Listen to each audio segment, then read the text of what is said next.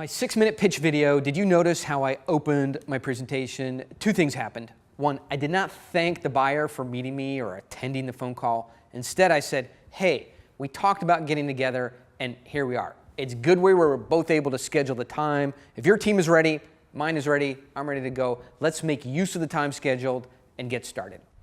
I do it this way because unlike most salespeople, I'm not going to lower my status by saying please and thank you.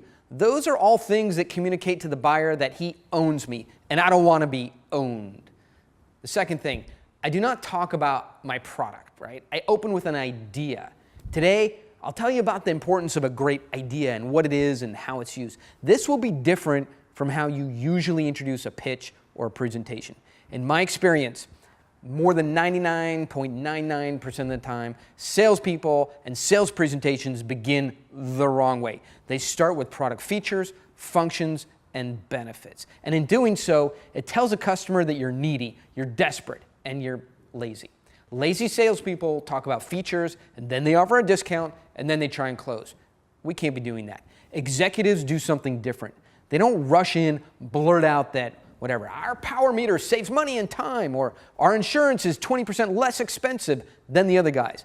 They slow the pace down at the beginning and demonstrate a deep knowledge about the world that the buyer has to live in.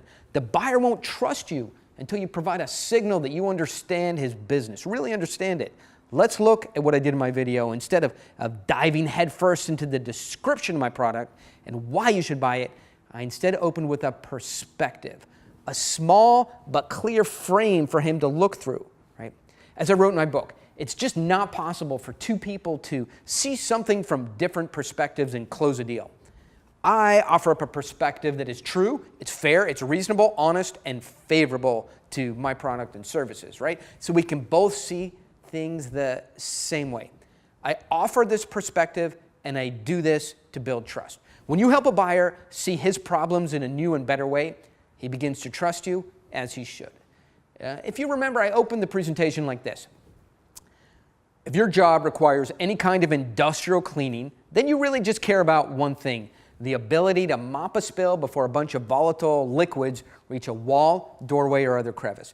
As it turns out, the ability to reach a spill before it enters some area that you can't easily get to is the difference between a $200 cleanup and a $200,000 cleanup.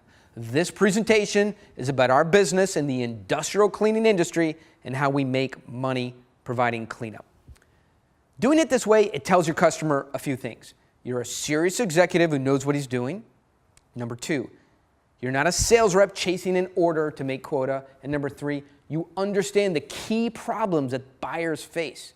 From the very start, I've established that I'm someone with credibility.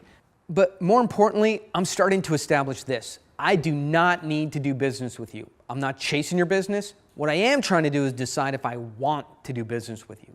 And if we decide to do business together, it will be on terms that are set by me and favorable to both of us.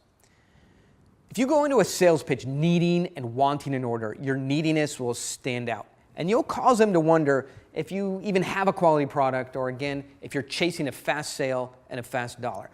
Buyers who sense you're needy will immediately deflect your sales efforts, and they'll control you. I'll say that again. Buyers who sense you're needy will immediately detect your sales efforts, and they'll try and control you. Here's how to think about the first 60 seconds when you're in front of a buyer. You're not there to recite features or take an order. You are there to establish a pecking order, to communicate your authority, to build up your status, and to create a desire for your product. Establishing this up front changes everything. There's a reason why top-performing salespeople are called account executives. They're not selling to a client, they're doing business with a peer.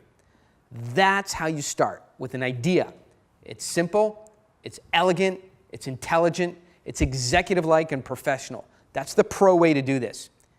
And then look for my email. Your next lesson in this mini course covers the correct way to introduce your solution. And it's not what you think. There's one important thing you just have to do before you even mention a single feature of your product. That's coming up, and I'll see you then.